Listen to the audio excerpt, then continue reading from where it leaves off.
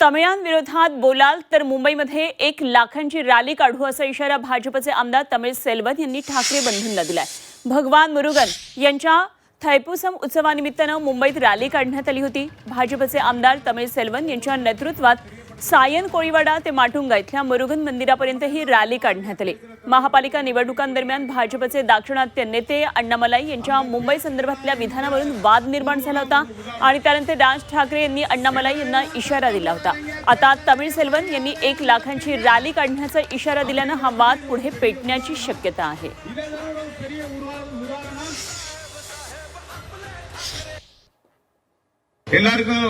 ஒவ்வொருத்தருக்கும் இப்ப நான் தெரியப்படுத்துறது என்னவென்றால் நம்மள எல்லாம் ஒரு மாதிரியா பேசுற தலைவர்கள் உங்களுக்கு தெரியும், கொஞ்ச நாளைக்கு முன்னால வந்துச்சு அந்த பேச்சுக்கெல்லாம் இந்த ஊர்வலம் ஒரு உதாரணம்।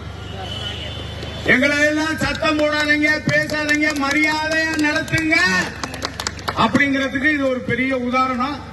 இதை வேற ஒரு பெரிய உதாரணம், மும்பையில 1 லட்சம் பேர் ஒன்னு சேர்ந்து நமது சக்தியை நமது காட்ட வேண்டிய கட்டாயத்தில் இருக்கிறோம்।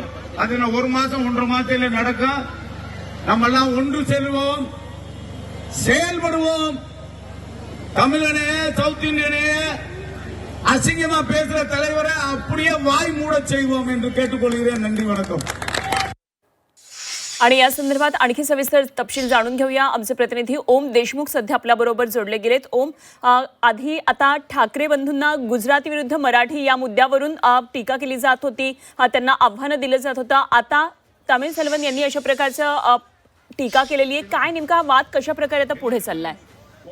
अनुमा सरकार मुंबईतला भाषिक अस्मितेचा वाद आता पुन्हा एकदा उफळून येण्याची चिन्ह या निमित्तानं निर्माण झाली आहेत। खरं तर महापालिका निवडणुकीच्या प्रचारादरम्यान भाजपचे नेते अण्णामलाई यांनी मुंबई संदर्भात जे केलेलं विधान होतं त्यामुळे मोठा वाद निर्माण झाला होता। खरं तर त्याला अनुसरून भाजपचे आमदार कॅप्टन तमिळ सेल्वन यांनी एक विधान केलंय की जर आमच्या विरोधात कोणी बोलाल तर आम्ही ते खपवून घेणार नाही। आणि खरं तर त्याच अनुषंगाने काल रॅली देखील काढण्यात आली होती। अशाच प्रकारे जर कोणी टिप्पणी करत असेल तर पुढील 1 महिन्यामध्ये आम्ही 1 लाख तमिळ बांधवांची मुंबईमध्ये मोठी रॅली काढू असा इशारा त्यांनी राज ठाकरेंना या निमित्तानं दिलाय।